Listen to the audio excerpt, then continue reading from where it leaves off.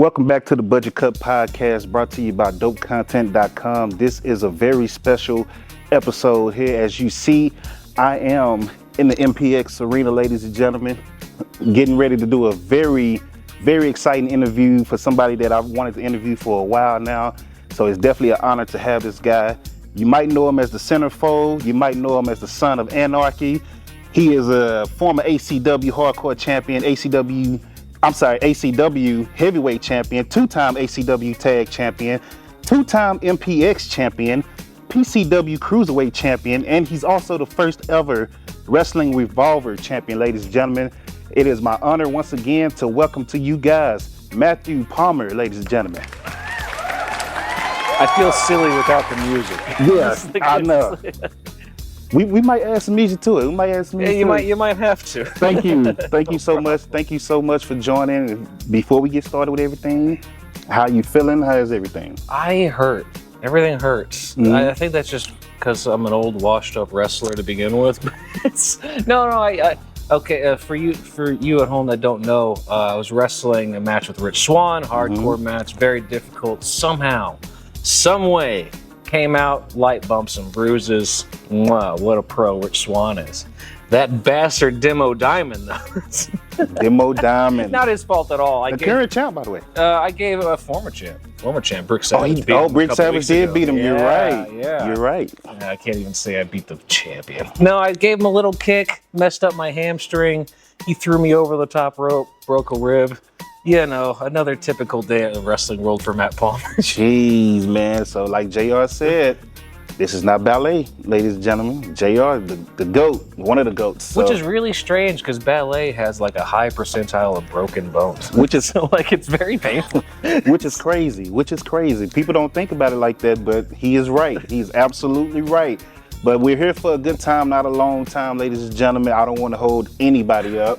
Oh, you're good. I don't want to hold anybody up. So normally when we have a guest on for the first time, what we do is you kind of start from the beginning, you know, how they got started, and then we get into the fun stuff because we got to introduce our guest because this is the first time that he's been on this platform. So with that said, let's get into your start in wrestling. Like, what age did you first see wrestling and fall in love with it? I was 3 or 4. It was just me and my mom at the time. My mom, it's the nature of the way the world was at the time. She would just leave me at home while she went to work, and I would watch TV, and I fell in love with Bret Hart.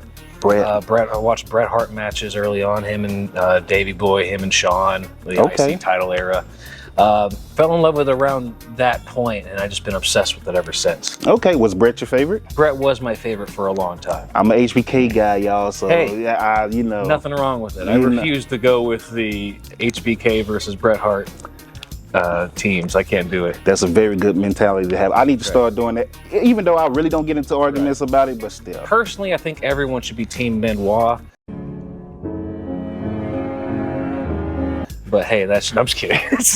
He became my second favorite. After Bret, he became my second favorite. He was good, man. Oh, he was the best. Oh my God, I was like, and then all of a sudden one day I couldn't talk about it at all. I was like, oh shit. Yeah. It was like, hey, your favorite was Jack the Ripper. Just like, oh my God. Okay, never mind. Back to Bret. Right. No, we're good. We're good. It's unfiltered. This is what we do on the platform. We have fun. It's unfiltered. But look, you said you fell in love. You said you saw Bret Hart, you saw Davey Boy and all that. When did you decide that, you know, wrestling, this is going to be it from this is what I want to do? Was it the same time? I guess you had that little pipe dream as a kid, but hey, you know, let's face reality. I'm I'm 5'7" if I'm lucky.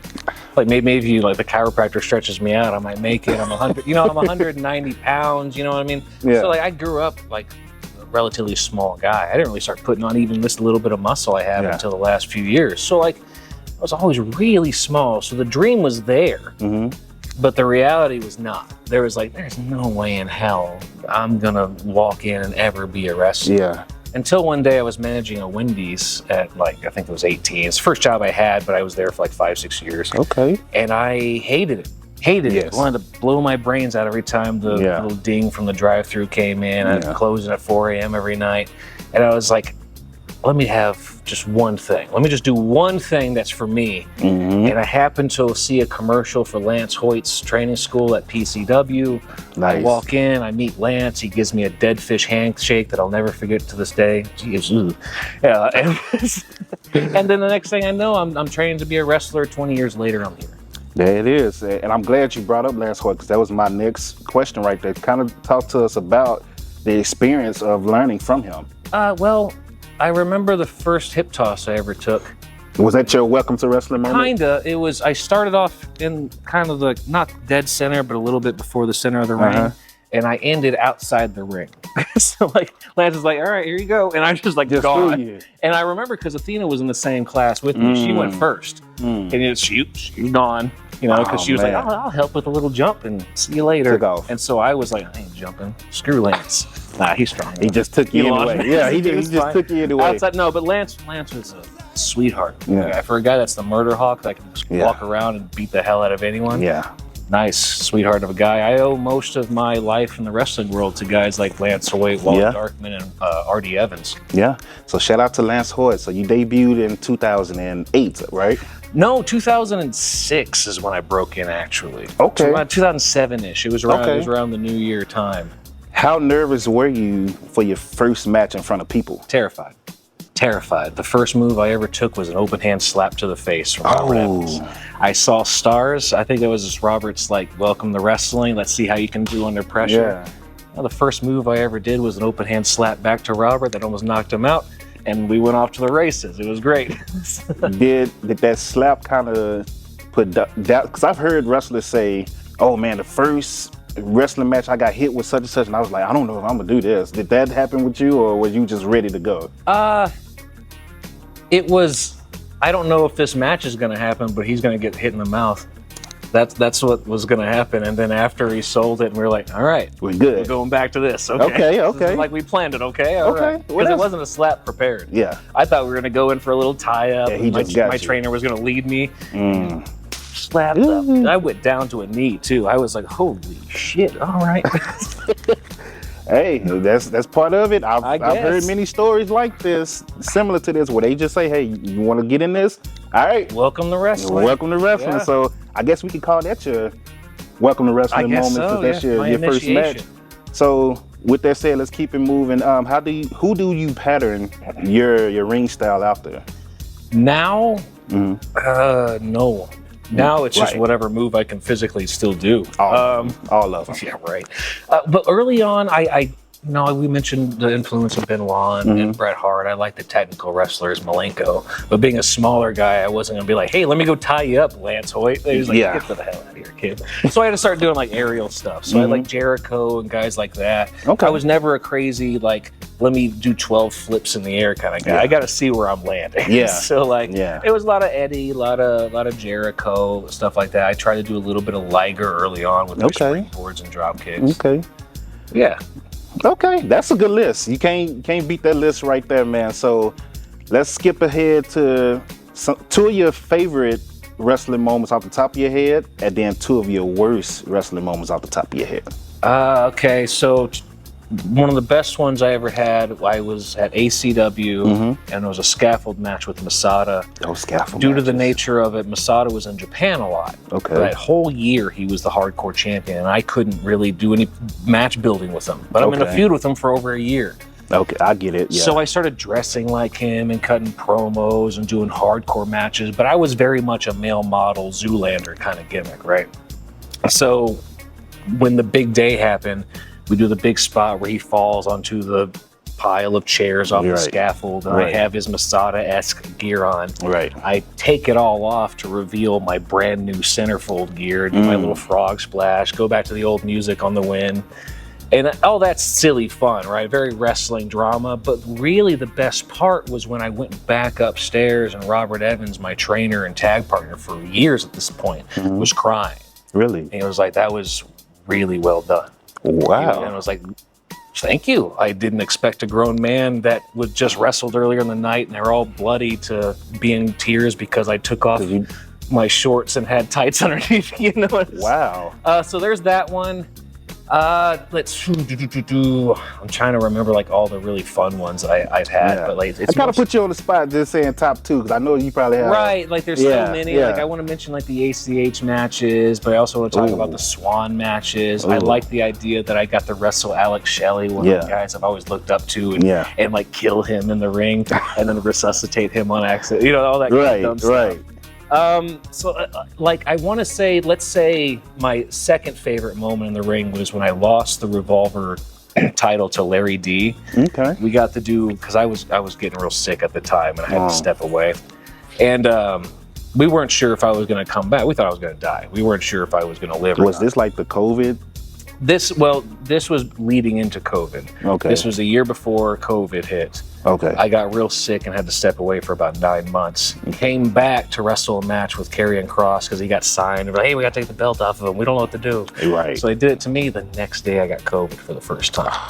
Nearly killed me again. So like I had the lung issues before. Jeez. Get over them. Get COVID. Anyway. But the fun part about me and Larry D is we got to go out on as a baby face. I did the Bret Hart 1, 2, 3 kid spot where 1, 2, 3, the referee doesn't see Larry's foot on the ropes, but they try to give it to me. Okay. And as one last act of redemption, the bad guy looks over and be like, his foot's on the rope, and just tells the referee, and they restart it.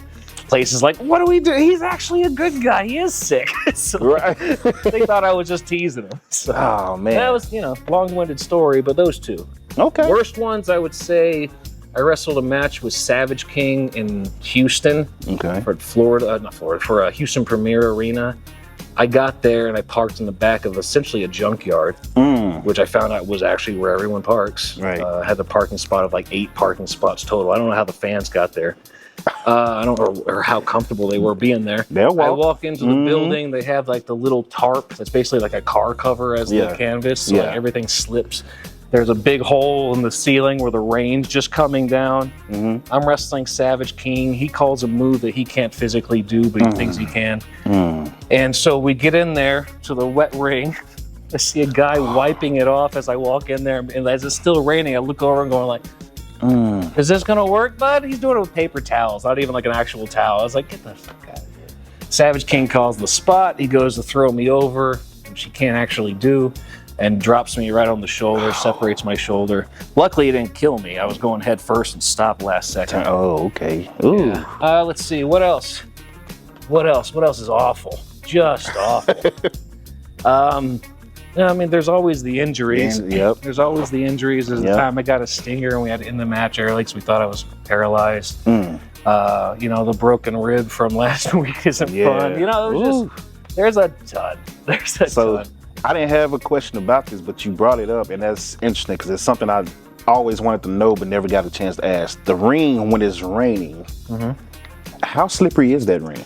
So it depends on the canvas. So like right now we have like a training canvas on right now. That's a little slick. But if we had like a proper fabric canvas, not that bad. Fine. Not that bad. I mean, like eventually it'll be too wet and you shouldn't be wrestling in the rain anyway. Right. But like you can get away with a drizzle. But I have been in matches, like for instance, I was like 130 pounds wrestling, right? And I'm wrestling against Rachel Summerlin, which I love Rachel. She was like a mainstay in Austin, Texas. Sweetheart. If you don't know her, look her up. I believe she's Putski's daughter. So we're doing a test of strength, right? And I lean in her ear and I go, just push me. And I was like, okay. It's raining. And she starts sliding me, but I never move my feet. I stay in this position and she just slides me like this all the way across the ring into the corner, and I just giggle in her ear and she's like, what the fuck? She had no clue I wasn't moving my feet until afterwards we left and people just started clapping. Just clapping. Oh my God. Awesome. Oh my God. All right. Okay, yeah, see, I get nervous anytime I see a wrestling event and it starts raining. That's why I ask, because anytime I see them come off the top rope or the middle rope, I'm just like at home doing this the whole time. Like, that's why I hate outside. Yeah, so on the indie level, I hate it. Yeah. I hate it. You want to be cold or hot. Yeah. No covers. Sun is always out. And then in Texas, we're in Texas. Why would you want to run an outside show in Texas at all? Yeah. Ever. It's ridiculous. So moving forward, we have Wrestling Revolver coming right here this Saturday. Now, when I first saw you, was the first time Wrestling Revolver came, and you was the Monster Hunter. Oh yeah. Was right? it the Abaddon one? Yes, casket match that you won in the main event, by the way. You won the main event. Right. With I booked it. There you go, with Abaddon. So kind of talk about that relationship, how you guys were able to start, well, I guess you just started wrestling for them first, right? And that's how you and Sammy and everybody... Well, I met Sammy because, well, first of all, Jessica Havoc and him are married or engaged. Okay. And she's real close friends with Athena, and also me from our ACW days. When Athena got signed to WWE, she needed a place to stay. And we didn't know that you couldn't just be 30 minutes away from a place in Florida. That means you were driving 2 hours a day. Texas. Right. So like, and so we had to go to a specific location. Turned out the only option we had was to move in with Jessica Havoc and Sammy. I had to stay behind for a month or two and finish work. She got to go. And just simply because of that, Sammy became my friend because he helped my wife have a home that, you know, to accomplish her dream. It was hell to get to that point. Okay. And I think maybe a year later, he knew I was a wrestler, but he didn't watch any of my stuff until a year later. We were just friends. And then one day he watched the Masada match with a scaffold. Next thing you know, he's like, "You're actually good." It's like, "Oh, I appreciate it." Very good. He starts a company. He's like, "You're gonna be my first champion." I was like, "Oh, yeah." I was like, "I'm not keeping the belt though. You got to take it home with you. I'm not putting it in my bag." Oh, you don't like carrying the belt? I hate it. It's extra. You know what? Every time it's an extra 20 pounds. Hold on a second. Let me show you. So, for those at home, this is probably the first actual view of the Revolver Texas title here. Exclusive. Right. So like this, it's a little bit lighter, but for the most part, these belts can weigh anywhere from like 20 to like 50-something pounds, right? Yeah, and man. TSA sees a giant hunk of metal, and they stop me every single time. Yeah. That's why I don't like taking it home. This is real heavy, ladies and gentlemen. There you go. I don't want to expose too much. I don't know what he can expose or not. Take a look at it. The Revolver Texas title. Oh, that's a very, very nice title, ladies and gentlemen. I wish it was mine. Yeah, we're going to get into that too, because we do have, once again, Revolver coming here, and it's a tournament for that title right there, taking place this Saturday. But you did explain earlier that you had a rib injury, and your substitute is a surprise. Yeah, I've got it narrowed down to a couple of people. And I talked to Callahan about it. Basically, the decision is left up to me. Okay. Most of the Revolver Texas decisions are now going to be left up to me. Nice. In fact, according to Sammy, I'll be taking over most of the management here. The only deal is I'm not going to wrestle if I do. So I have a few guys, but I will be announcing it the day of the show, probably at the show. Okay, so stay tuned to that and make sure you follow them. Revolver, MPX, Mr. Palmer himself. Make sure you follow them on social media to stay tuned. So let me give you some of the other wrestlers that are in this tournament for sure. We have formerly known as Puego Delo. He is now KJ also. So you know that whole change, that was nice, by the way. I love that. Yeah. I loved it, by the way. Yeah. We have Vert Vixen, Exodus Prime, Brick Savage, who I think is going to steal the show. Yeah, I think that I'm calling it now. That's the show stealer right there. Those two going at it. I swear, if I wasn't hurt, I'm just. But you're hurt, so I gotta find another one, right? I understand. Like I think. We have Damo, and you know it was supposed to be Palmer, but he's injured. So we have JD Griffy, and then we have Stephen Wolf. So those are the first round matches right there. But again, since you're not in it, do you think the person that's subbing for you is going to take it, or do you see somebody else? I don't know. I mean, because like Damo is what, 6'8", a legit bull riding cowboy. Like if he's not wrestling grown men, he's wrestling steers and bulls. And so I'm like, I think I could out wrestle Damo. Yeah, I think I could do it. It would be a pain in the ass. Yeah. This other handful of people, they would have different styles than me. And so I cannot tell. You said Brick Savage is your favorite, though. I think to win this, well, you know what? He's already. Well, here's my thought: is Damo and Brick Savage are your largest guys in the match, right? I think that they're going to get gassed.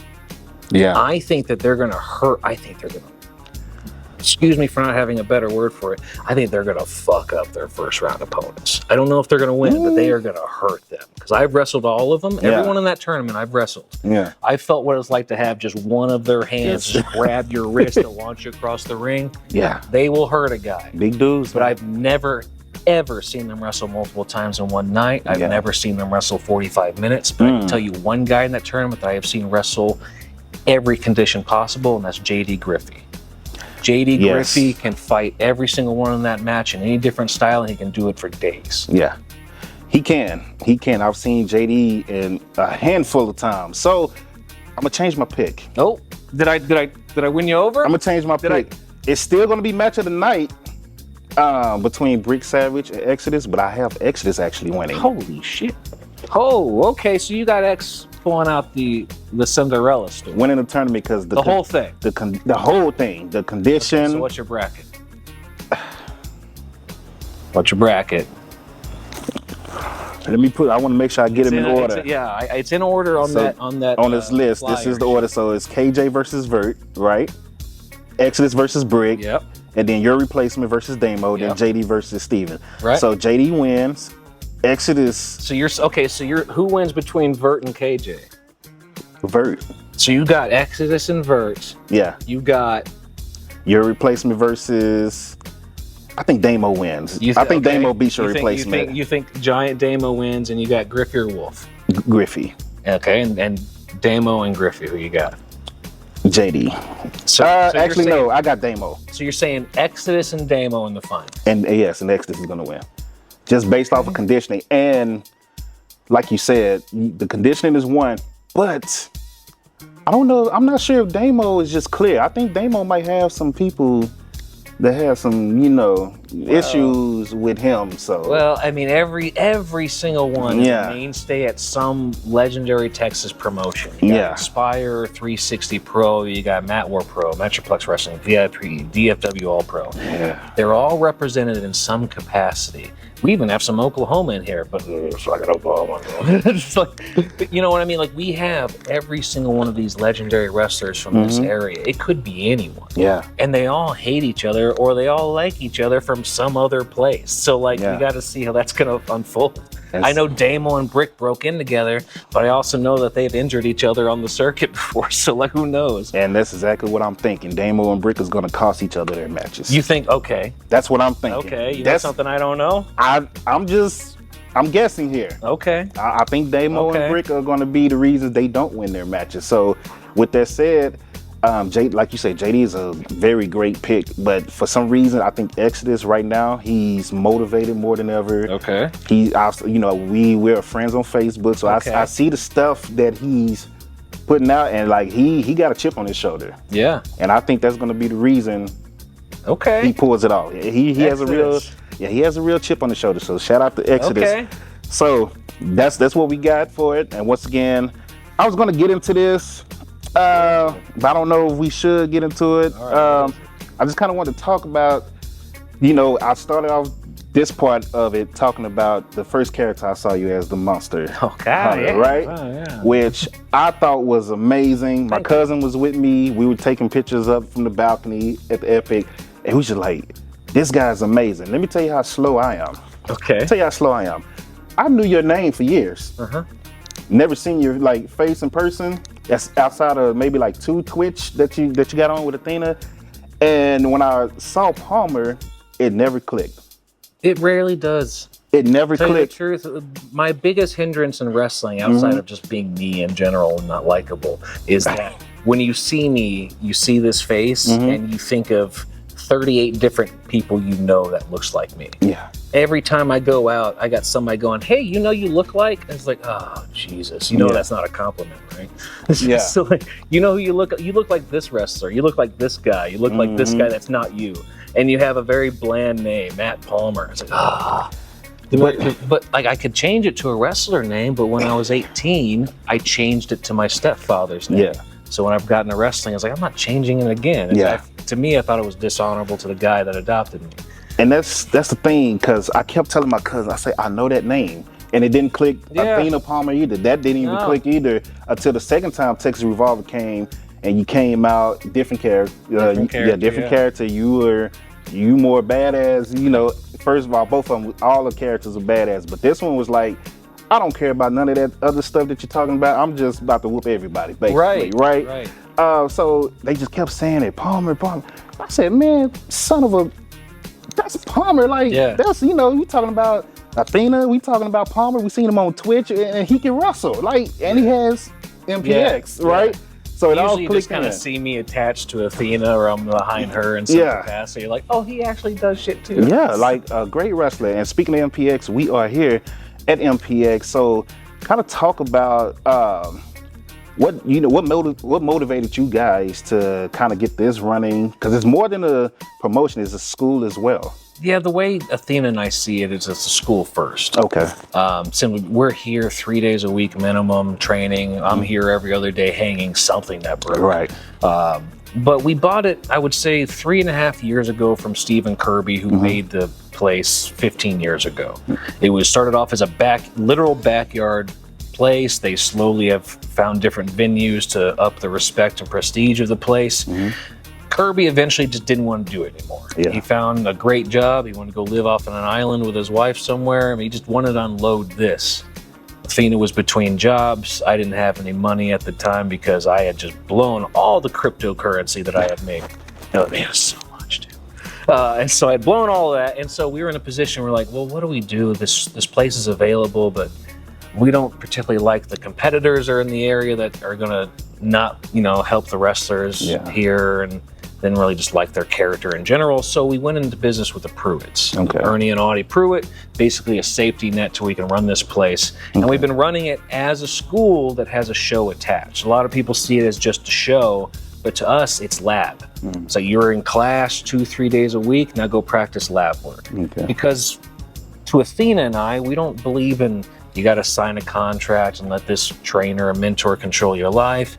To us, it's wrestling is an apprenticeship. You learn from me as much as I can give you, but please go to somebody else and learn from them as much as possible. I want you to be a well-rounded wrestler because wrestling deserves it. And that's what this place is. It's us seeing a young wrestler that's shy and then having to find every way to get them out of their shell. Or it's finding a giant, just tough, angry wrestler who just wants to go and just murder some people and be like, hey man, just to let you know, you don't have to kill me. So like, you know, so like, it's a lot of fun getting to interact with all these different personalities, training them from whatever ground zero is in their head. And then getting them to a show. It's a blast. Like we got a couple of guys here off camera, but we got like Red Chambers and Jacob Lindsay that I've worked with in their earlier days. They're both trained by Kirby. I picked up a little bit at the end, but like I remember seeing them, they could barely get in the ring. They didn't know how to wipe their feet. They couldn't step in the ring without nearly falling down because they didn't know how the balance of the rope was and the wood. And now they're just doing everything. Now they're calling matches to me. Now I just walk in going, what are we doing? I was like, here's what you're doing, boss. Like, oh, thank God. I'm going to go over here now. You know, that's the beauty of wrestling at this level is because we get to train. Training is the best part of all of wrestling to me, because if you like dancing, which I hate, but I dated so many ballet dancers and actual dancers throughout the world, or throughout my life, that I didn't relate to dancing till I got into here.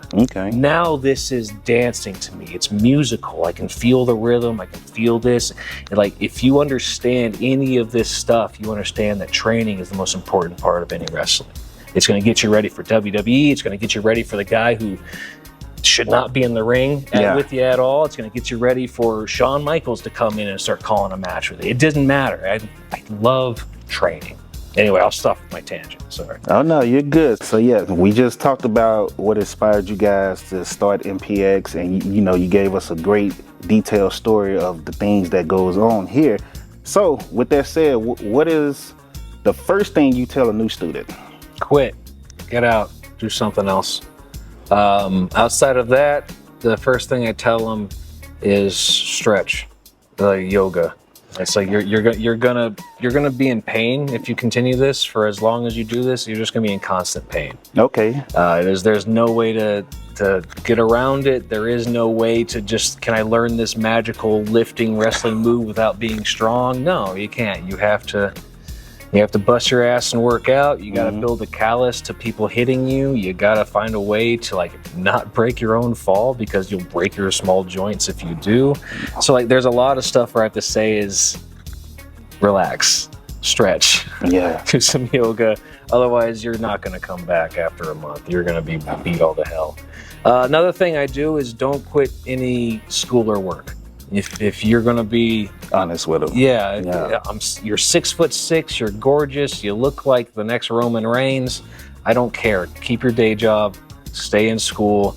If you get signed, you're going to get signed. Right. But most of the time, places like WWE, they want you to have an actual resume, like a real resume. You can't just be like, I was an independent wrestler for 30 years and I'm good. Like, nah, like what languages do you speak? What skills do you have? What degrees do you have? Like that, you need that. You can't just be a good wrestler, because you can throw a rock and find a good wrestler. You got to find an educated person that knows how to market themselves as a business.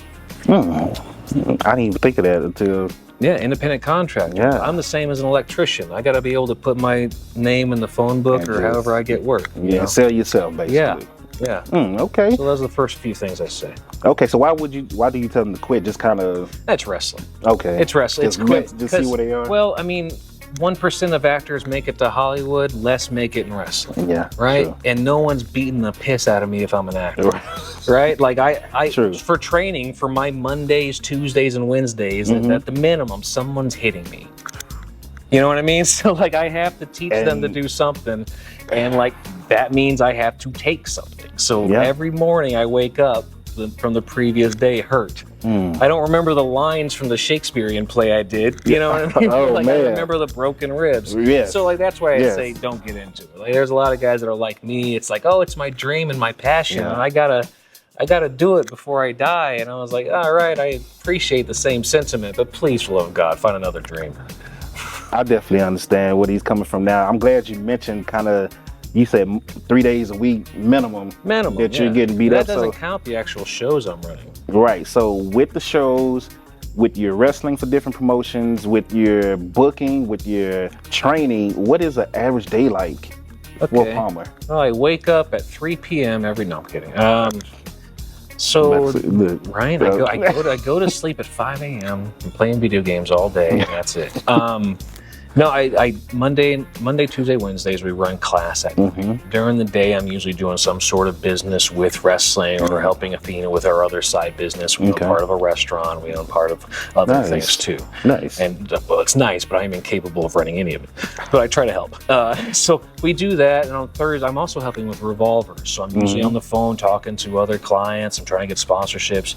If I am not here at night, during the day, I am literally just dealing with other wrestling companies. And that's the only way to really succeed at this level. You have to hustle. You know, you can make your money with merch and make your money wrestling and stuff like that, but you can also make your money behind the scenes. You can start doing graphics work. You can start directing things. You can write things. And so that's what I do.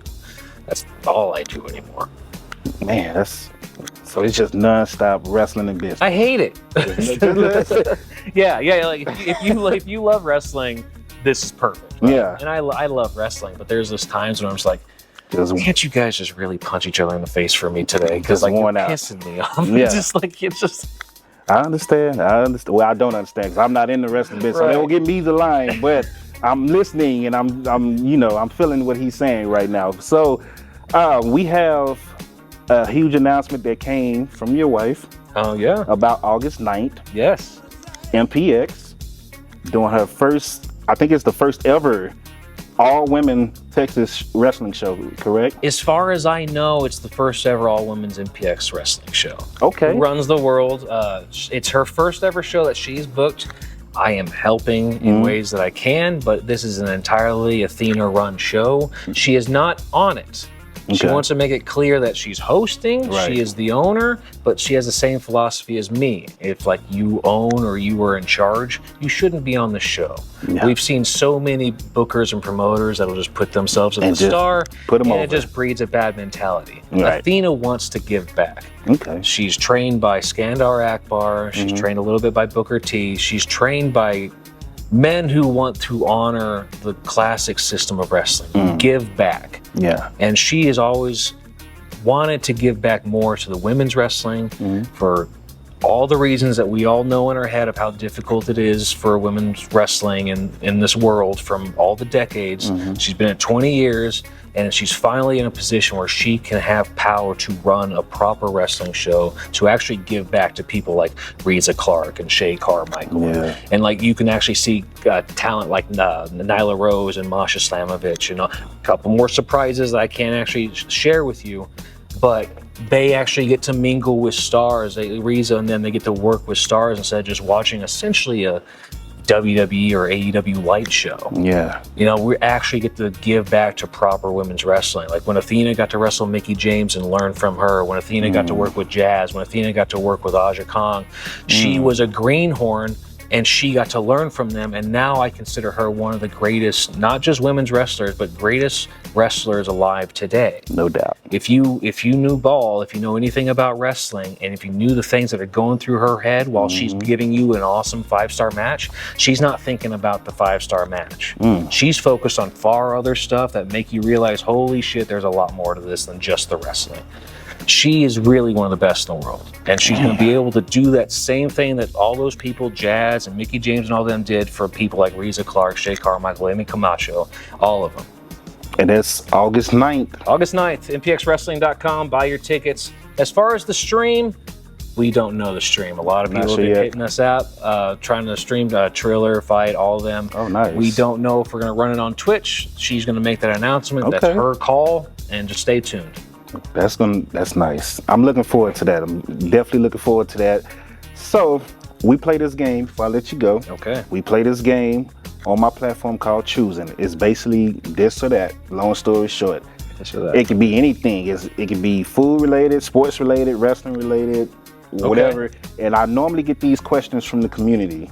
Okay. So my the people that follow me, they send me these questions to kind of, hey, you can plead the fifth.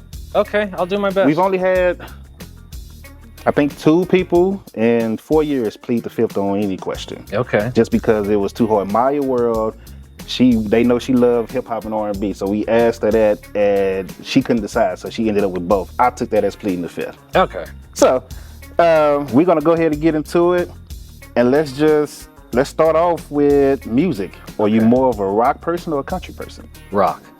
Rock? Okay. Rock, yeah. I don't care about people singing about their dogs or trucks. Yeah. I don't care. So I guess my community must have knew that because they asked Kiss or Motorhead. Motorhead. Really? Kiss, that's not a band. Is Kiss overrated? Yes. Can you imagine you come out in demon paint and you got flames and skull? I'm not in that. Wanna rock and roll all night? Yeah. Get out of here. Is that even them? I don't even know if it's them. It sounds stupid. We have no... Motorhead. I don't want Kiss fans coming at me, so I'm not saying nothing. Yeah, come at me, but I agree. 85-year-old man, you ain't gonna do nothing. But I agree. I do listen to more Motorhead than Kiss. There's nothing wrong with Kiss. I'm just talking shit. Yeah, no. Motorhead's my guy. Okay, so do you listen to country at all? A little bit. Little. What type of style would you prefer, a Jelly Roll or Toby Keith? That varies. Either one's good, but I would probably go with whatever's closer to a 90s kind of country for like nostalgia. So I guess it's Toby. Yeah. But he doesn't sound nearly as good. So, like, you know what I mean? Like, I'll go with nostalgia, but if I have to just, like, it turns on the radio, one's going to last longer than the other, and it's not Toby Keith. So I asked the Hardys the same question, and it was split decision. Matt instantly went with Jelly Roll. Jeff instantly went with Toby. Jelly Roll's the better song in my ear. Yeah. I want to listen to that, but if I have to choose a country song of the two, it's probably going to be I Want to Talk About Me by Toby Keith. So. Well, there you go. So now you mentioned being, banged up. What do you prefer after a match when you're trying to heal? Is it ice or heat? Heat. Really? Heat. Don't get me cold. I think you're the first person to tell me that. Well, those people are idiots. They're psychopaths. I want to soak in a hot tub for 2 or 3 days. Sorry, Hardys. Yeah, what do they know? Sorry, Hardys. No, Athena and I are the same way. We both hate ice. Really? And I know ice is better. I know the Rice method, rest and ice and elevation. I know all that. But nothing makes me feel better than just getting in a tub and just laying there with all my broken bones. I hear you on that. Let's go to social media. All Instagram or TikTok? Instagram. All day. YouTube or Twitch? YouTube. If I'm watching personally, YouTube. If I'm streaming, Twitch. Yeah, Twitch is such better financially for the content creators. It is. YouTube, Google fixed that, man. I'm not gonna go on a rant. I'm sorry. Facebook or Twitter? Oh, they're both cesspools. Facebook, so I can talk to old friends from back in the day. I'm with you on that one. I can't stand. It's just evil, man. Every time I click in there, it's like just hateful people. Yeah, it's Twitter is the worst. And actually, that led me to a question I forgot. I know my answer to it. It might be the same for you, but just in case. Cage match. Let's go to wrestling. Cage match or ladder match? Which one would you rather be in? So I've been in more ladder matches than cage matches, but cage to me seems so much more fun because there's options I haven't done. Ladder matches I've done a lot of different kind of stuff, and they're fun. They all hurt. Yeah. Right? It's basically like, hey, can you get really high and then fall down for your entertainment? Yeah. But I prefer cage because of the options. I haven't gotten to do a lot. Okay. So if WWE called you right now and said, we just want to put you in a match right now, you got to choose. Would you choose Elimination Chamber or War Games? Oh, I get the old classic WCW, or I get the quintessential WWE. The smart answer would be the WWE. What was it? War Games or Elimination Chamber. The smart one would be War Games, because I would get the rub of all those wrestlers after the fact right then, because I could be on a team with them. Yeah. Whereas Elimination Chamber, if I suck, then they're just going to make me get eliminated real quick in the corner. But like if it War Games, if I suck, you still got to keep me in there until the whole team's there. Yep. So that was War Games. Okay. Last man standing match or submission match? Last man standing. Oh, last man standing. No hesitation. Well, I mean, it's the same reason why I think a lot of MMA is boring, that the rules have changed to make more interesting now. It's I don't want to see a guy just lay on another guy the whole time. Yeah. You know what I mean? It's like, do you give up? It's like, yeah, if he's just going to lay on him, he's eventually going to give up. He's 200 pounds heavier. But if, you have to do the whole Rocky Balboa, get up before the 10 count, that's suspense. That's fun. It's probably easier to tell a story like that. Yeah, and then the story is, it's like whatever you want. Like your leg hurts, you're knocked out, it's whatever. The submission match is, guy grabs you, do you give up? And then you tease this. No. That's true. And then yes. Whereas the other one, you get 10 seconds of building the crowd up. Maybe you get up early, maybe you don't. It just depends on if the crowd likes it or not. I didn't even think of it like that. So now that you say that, I'm 100% behind you. I'm spilling way too much insider info, but I'm telling you the honest. No, you're good. You're good. So when going from city to city, do you prefer to fly or drive? Fly. Ooh. Depends on the hours. I'll fly everywhere. I hate flying. I get a little anxious. One time I damn near ripped off my entire shirt. I was getting claustrophobic. But I would still take that over one of those 16-hour drives from here to Iowa, or a 22-hour drive from Orlando to Dallas.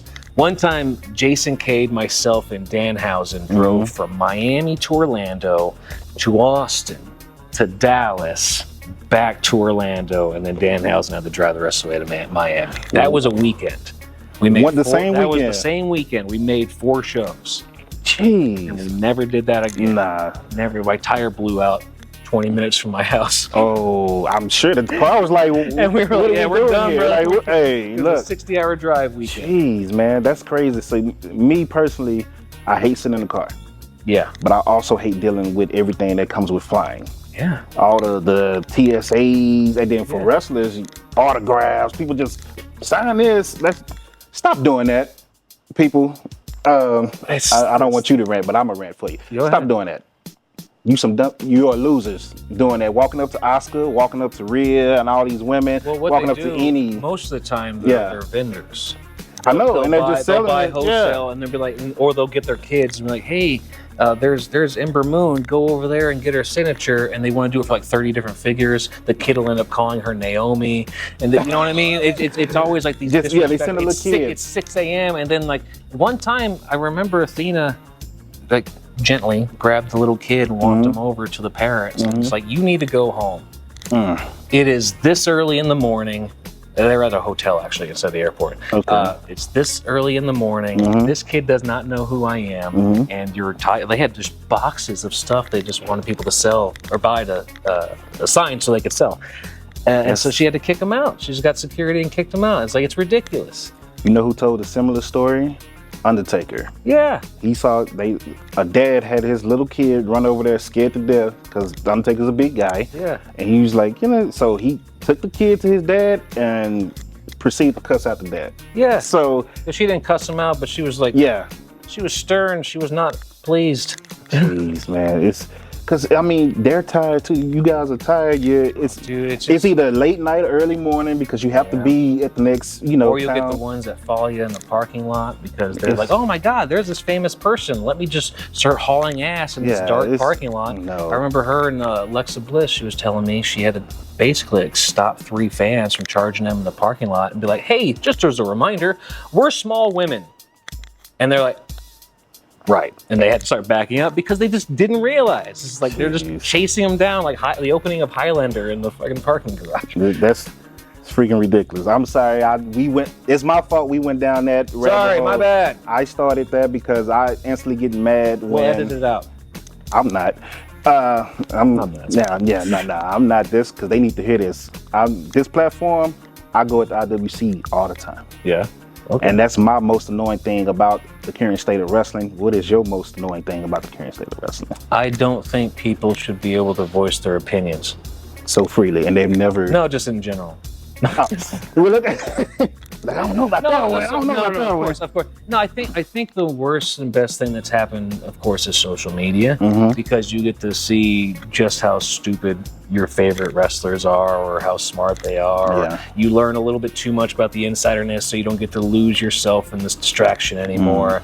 Or you just don't go out and touch grass and you become too obsessed with this fictional world and these guys that are living very fictional lives. But because of the nature of wrestling, we have to lie and tell you, hey, it's all real.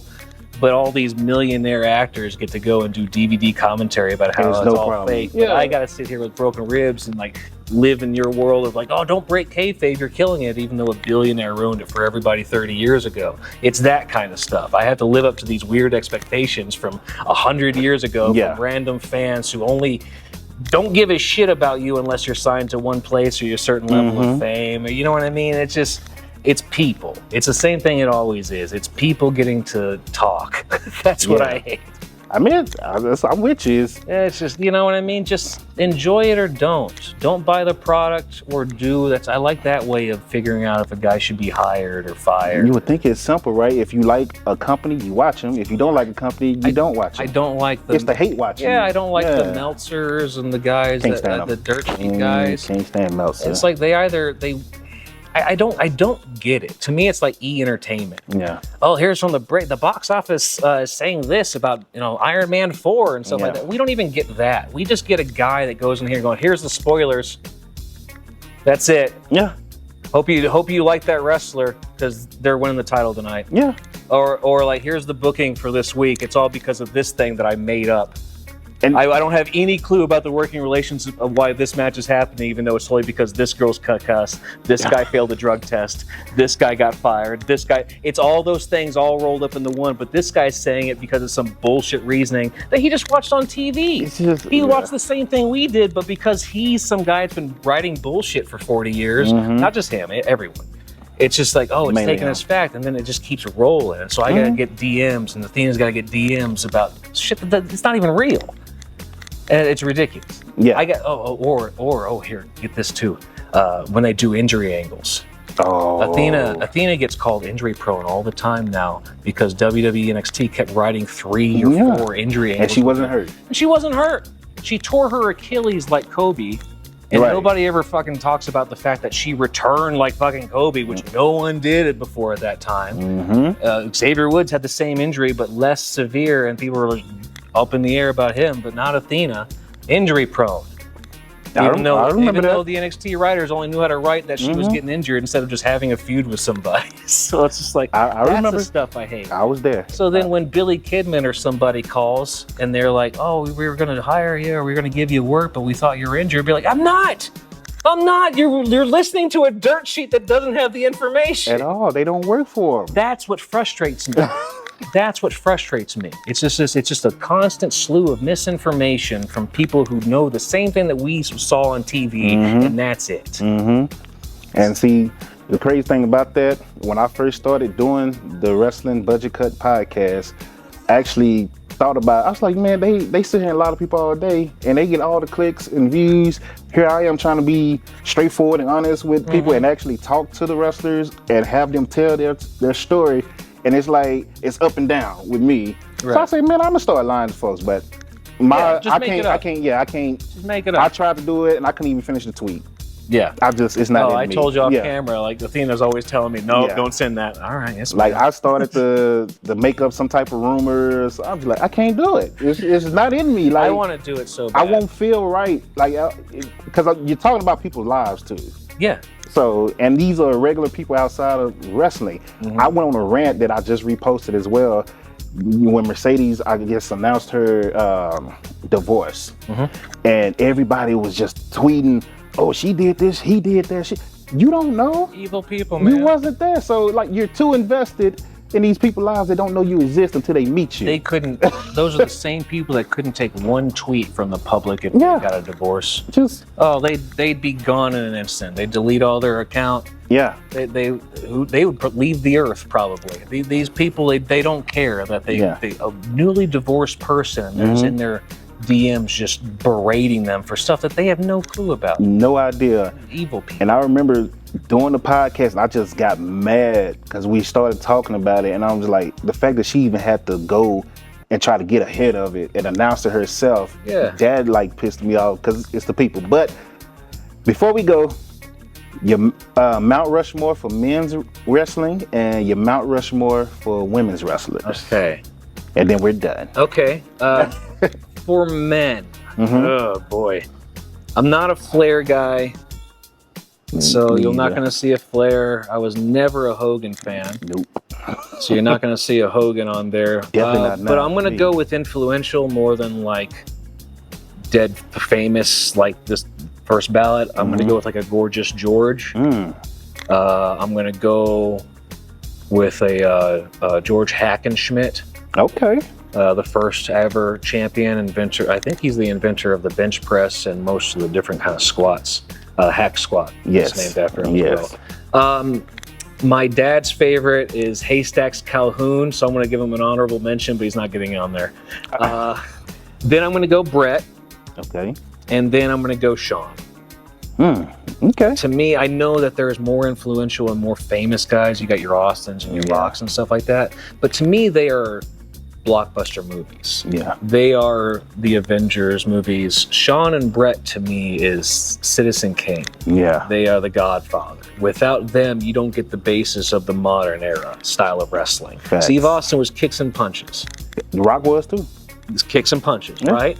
But you see every iteration of Shawn Michaels' moveset and sells. To this day. To this day. It's been 4 generations since he's wrestled in his prime, and you always have a new generation of Shawn Michaels. Yep. Whether it's Trick Williams, whether it's Dolph Ziggler, whether it's Carmelo Anthony, it's any of them. Yeah. And then you got your Bret Harts. Anytime that there's a wrestler, you cannot have a Kurt Angle without a Bret Hart.